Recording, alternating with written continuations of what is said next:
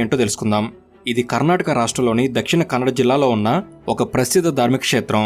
బెల్తంగడి తాలూకాలో నేత్రావతి నది ఒడ్డున మంగళూరు నుంచి సుమారు 75 కిలోమీటర్ల దూరంలో ఉంటుంది ఈ క్షేత్రం. 800 సంవత్సరాల చరిత్ర కలిగిన ఆలయం ఇది. ఇక్కడ పరమేశ్వరుడు శ్రీ మంజునాథ స్వామి రూపంలో పూజలు అందుకుంటున్నాడు. జైన సంప్రదాయమైన ధర్మదేవతలు కూడా ఇక్కడ కొలువై ఉన్నారు. జైన మతస్థుల ఆధ్వర్యంలో ఆలయ నిర్వహణ జరిగినప్పటికీ హిందూ వైష్ణవ బ్రాహ్మణుల చేత పూజా కార్యక్రమాలు జరగడం ఈ ఆలయ ప్రత్యేకత. ఈ ఆలయాన్ని రోజుకు దాదాపు 2000 నుంచి 5000 మంది భక్తులు సందర్శిస్తూ ఉంటారు. దాన ధర్మ కార్యక్రమాలకు, ఉచిత సామూహిక పెళ్లిళ్లకు ఈ ఆలయం ప్రసిద్ధి.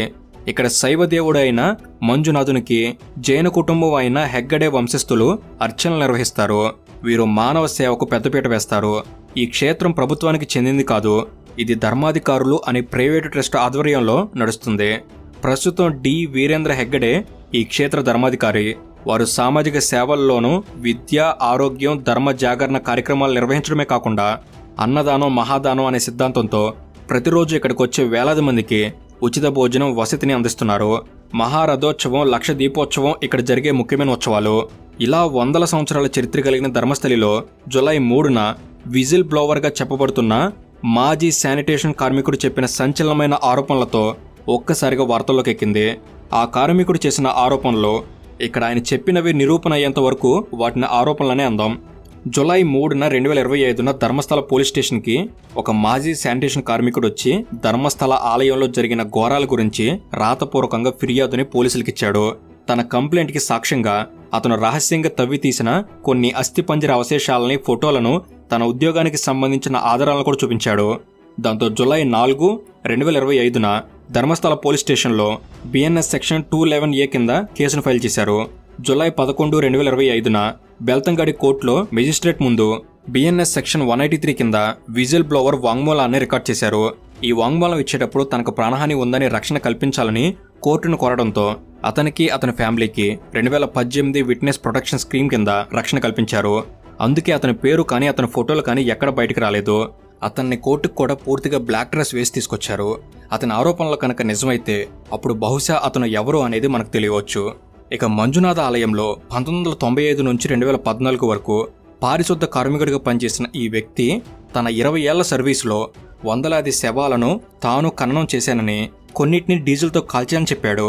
ఈ శవాల్లో ఎక్కువగా మహిళలు, మైనర్ బాలికలు, కొంతమంది మగవారు కూడా ఉన్నారని, వారిపై లైంగిక వేధింపులు, యాసిడ్ దాడులు జరిగాయని ఆరోపించాడు. నాకు ఇష్టం లేకపోయినా నాతో బలవంతంగా ఈ పని చేయించారు. నోరు విప్పితే నిన్ను కూడా ముక్కలుగా నరికేస్తాం, మిగతా వారి మాదిరిగానే నీ శవాన్ని కూడా పాతి పెడతాం, నీ కుటుంబ సభ్యులందరినీ చంపేస్తామని బెదిరించారని అతను పోలీసులకు చెప్పాడు.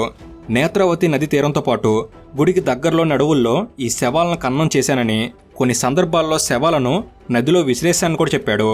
అసలు శవాలను ఖననం చేయమని చెప్పిన వారు ఎవరు, ఈ రహస్యం ఇన్ని సంవత్సరాలు ఎలా దాగింది అనేవి ఇప్పటికీ అంతుచిక్కని ప్రశ్నలు. ఈ హత్యల వెనక ఆలయ నిర్వాహకుల్లో కొందరు శక్తివంతమైన వ్యక్తులు ఉన్నారని, ఆలయంలోని పెద్దల ఆదేశాలతోనే తాను ఈ దారుణాలకి పాల్పడినట్లు పారిశుద్ధ కార్మికుడు చెప్పాడు. 1998లో ఒకసారి పోలీసులకు ఫిర్యాదు చేయడానికి ప్రయత్నించినప్పుడు తనను దారుణంగా కొట్టారని, ఆ తర్వాత నోరు మూసుకుని ఉన్నానని చెప్పాడు. ఇక 2014లో తన కుటుంబంలో ఒక బాలికపై జరిగిన లైంగిక దాడి తన తీవ్రంగా కలిచివేసిందని, అందుకే భయంతో ధర్మస్థల వదిలేసి వేరే రాష్ట్రానికి పారిపోయానన్నాడు. కానీ అప్పుడు చేసిన పనులు తన బాగా కృంగతీశాయని, దశాబ్దం తర్వాత అపరాధ భావంతో తిరిగి వచ్చినట్టు అతను చెప్తున్నాడు. అతని ఆరోపణలు పోలీసులను సైతం ఉలికి పడేలా చేశాయి. ఈ ఫిర్యాదు ఆధారంగా ఎఫ్ఐఆర్ నమోదు చేసిన పోలీసులు దీనిపై సమగ్రంగా దర్యాప్తు చేస్తున్నారు.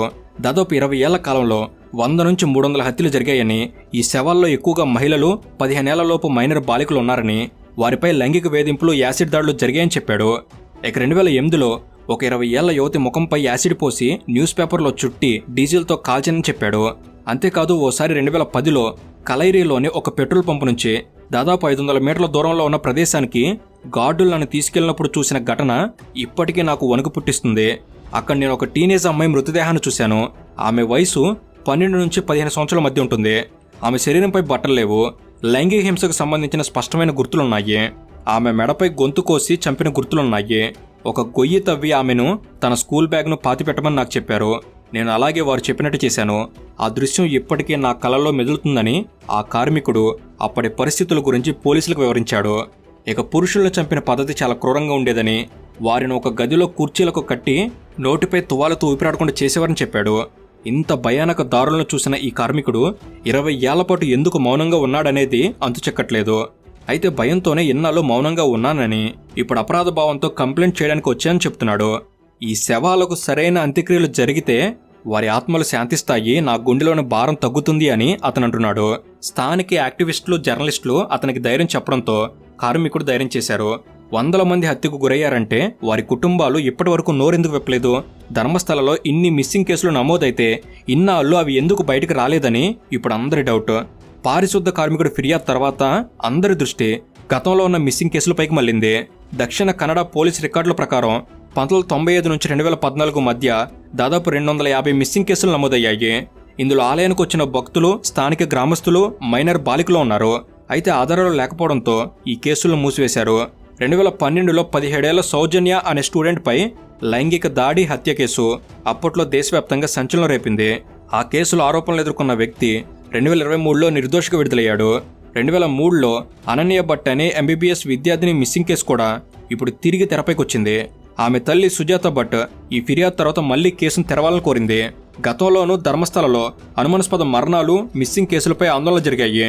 సౌజన్య హత్య కేసుపై CPM నేతృత్వంలో పెద్ద ఎత్తున నిరసనలు చెలరేగాయి. కానీ పెద్దల ఒత్తిడితో వాటిని అణిచివేశారని అంటున్నారు. దీంతో ఈ హత్యల వెనక ఎవరో పెద్దలు ఉన్నారనే అనుమానం ప్రజలకు కలుగుతుంది. సౌజన్య కేసులో ఆలయ నిర్వాహకుడు డాక్టర్ వీరేంద్ర హెగ్డే కుటుంబంపై ఆరోపణలు వచ్చాయి. కానీ అవి ప్రూవ్ అవ్వలేదు. ఇక పారిశుద్ధ కార్మికుడు కూడా ఈ హత్యల వెనక ఆలయంలోని శక్తివంతమైన వ్యక్తులు ఉన్నారని ఆరోపించాడు. అయితే ఆలయ ఆస్తులు, దానాల ద్వారా వచ్చే భారీ ఆదాయం, భూ వివాదాలు కొన్ని ఈ హత్యలకు కారణమే ఉండొచ్చని పోలీసులు అనుమానిస్తున్నారు. కానీ ఇప్పుడు 100 మందిపై లైంగిక దాడి జరిపి చంపేశారు అనే ఆరోపణలతో కేసు మరో మలుపు తిరిగింది.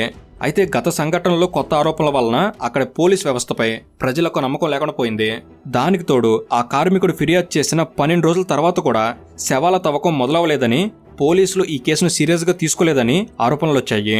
అంతేకాదు ఓ పోలీస్ అధికారి ఈ కేసుకు సంబంధించి సీక్రెట్ ని మెయింటైన్ చేయకుండా ఆ కార్మికుడు ఐడెంటిటీని బయటకు లీక్ చేయడానికి ట్రై చేశారని కొందరు న్యాయవాదులు ఆరోపించారు. ఇక కన్నడ యూట్యూబర్ సమీర్ MD ఈ కేసు గురించి AI జనరేటెడ్ వీడియోను విడుదల చేశాడు.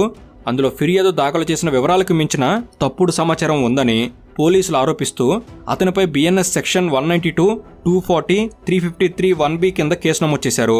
అందుకే దీని గురించి ఎక్కువగా ఏమీ మాట్లాడడం లేదు. ఇక పారిశుద్ధ కార్మికుడు చేసిన ఆరోపణలు దేశవ్యాప్తంగా సంచలనం అవడంతో పాటు ప్రజలకు కోపాన్ని తెప్పించాయి.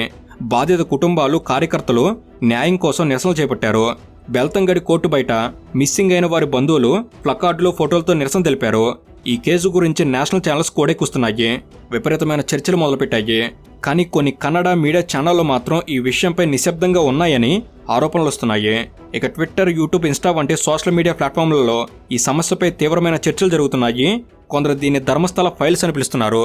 ఇక ప్రస్తుతం సిట్ రంగంలోకి దిగింది. దక్షిణ కన్నడ జిల్లా పోలీస్ కార్యాలయంలోని సౌకర్యాలను ఉపయోగిస్తూ సిట్ ఈ కేసును విచారిస్తుంది. ఈ బృందం రాష్ట్ర DGPకి రెగ్యులర్ అప్డేట్లను ఇవ్వడమే కాకుండా చివరికి ఇన్వెస్టిగేషన్ సంబంధించిన పూర్తి నివేదికను ప్రభుత్వానికి అందజేయాలి.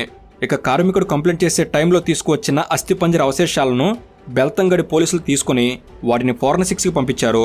దాని రిజల్ట్స్ కోసం ఎదురుచూస్తున్నారు. చివరగా ఈ ధర్మస్థల మర్డర్స్ కేసు కేవలం ఆరోపణలతోనే ఆగిపోతుందా, లేక దశాబ్దాలుగా దాచిపెట్టిన భయంకరమైన నిజాలు వెలుగులోకి వస్తాయా అనే ఈ ప్రశ్నలకు సమాధానం సిట్ దర్యాప్తులో మనకు త్వరలో తెలుసు.